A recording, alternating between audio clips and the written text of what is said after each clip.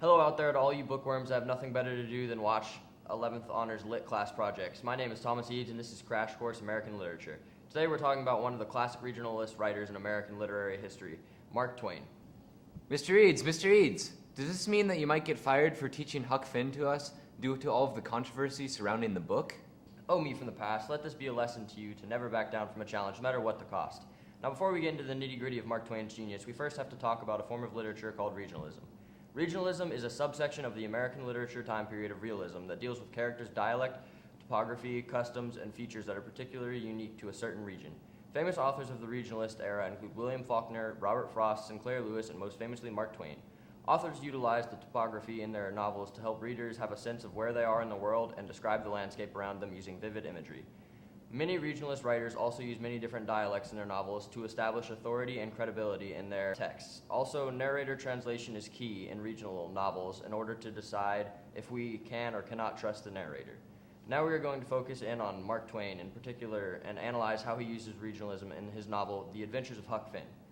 Huck Finn is one of the most famous novels in American history due to exciting adventures by Huck and Jim, satirical points of view made by the author about a current time period, and extreme controversy surrounding the language in the novel. Mark Twain was a master at using regionalism to portray the backcountry of the Mississippi River Basin. Twain uses regionalism in two major ways, using the Mississippi River and using character dialects. Twain uses the Mississippi River as a way for both Huck and Jim to escape the old lives of being mistreated as they float down the Mississippi on their raft. The river gives them both the opportunity to renew their lives and get away from the cruelty of society. Also, Twain uses several different dialects in the novel to better connect the reader to the setting and time period. You can literally hear the characters' voices when you read the book aloud. For example, here's a conversation between Huck and Jim when they first find each other on the island. Hello, Jim. Don't hurt. I ain't never done no harm to a ghost. I always liked dead people and done all I could for 'em. You go and get into river again where you belongs and don't do nothing to old Jim at us what Fred. It's good daylight. Let's get breakfast. Make up your campfire good. Twain was incredibly accurate in writing up the dialects for each character. These differences in dialect per character greatly enhances the quality of the novel. Also, it's worth noting that Twain chose the narrator of the story to be an illiterate 9-year-old that we have to completely trust.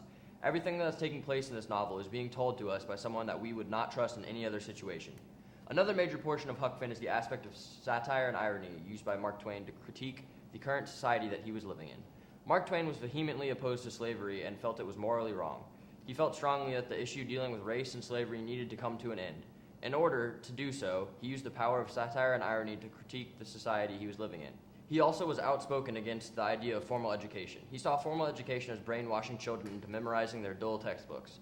Before we go a little more in depth of how Twain accomplished this, let us define satire and irony. Satire is using sarcasm and humor to condemn or uncover something foolish in society.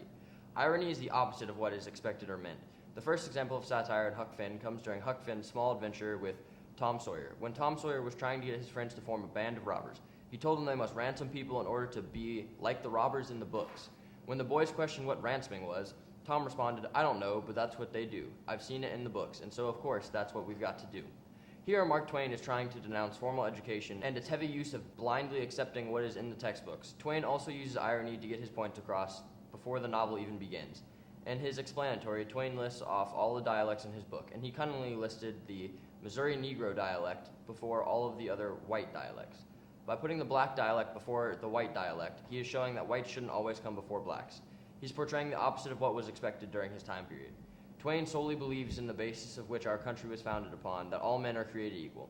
However, as America progressed, the divide between whites and blacks got progressively deeper until it was extremely clear that indeed all men were not created equal. Through the use of satire and irony, Twain tries to bring the American people to their sense and create a more perfect union of equality between whites and blacks. Twain also wants to show to the American people that they don't need to conform to the societal norms and can go their own way, per se, to create an individual sense of self-accomplishment. He uses Huck Finn as a tool to show that you can indeed go against societal norms and break race barriers. Mark Twain incorporated John Locke's philosophy of tabula rasa into his novel Huckleberry Finn. John Locke's philosophy of tabula rasa is that when we are born, we are all blank slates and we are shaped by our experiences. This philosophy is portrayed in the novel by Huck Finn's raising in a very racist society where blacks were absolutely not equal to whites. After spending lots of time on the river with Jim, Huck starts to see him as a human instead of a slave. Tabula rasa is portrayed through Huck's experiences with Jim where he stopped seeing him as a slave and started seeing him as a friend. This goes against the preconceived thought of racism and oppression. And now here to analyze some quotes that explain this philosophy, Matthew Pacifico. Hey Thomas, how's it going?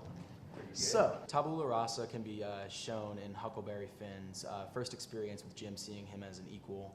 When Huck first learns that people on the island are after Jim, when he goes back to warn Jim, he doesn't say he's after you. He says, quote, they're after us, putting him on the same level as a slave.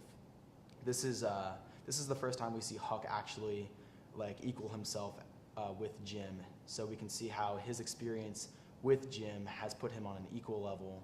It goes against the preconceived notion of racism.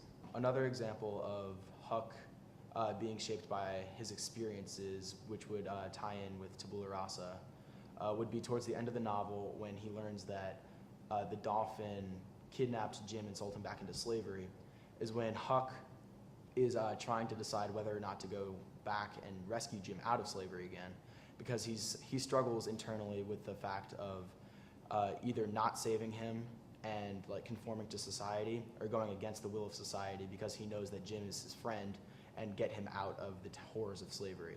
And he says, after long thought, he says, quote, all right, then I'll go to hell, saying that he's going to go against society's norms of just keeping out of slavery issues, and he's going to go save his friend. Huck Finn is chasing a more transcendental form of the American dream. He picks up and leaves his boring, unsatisfactory life for adventure and the hopes of finding a home better suited to him.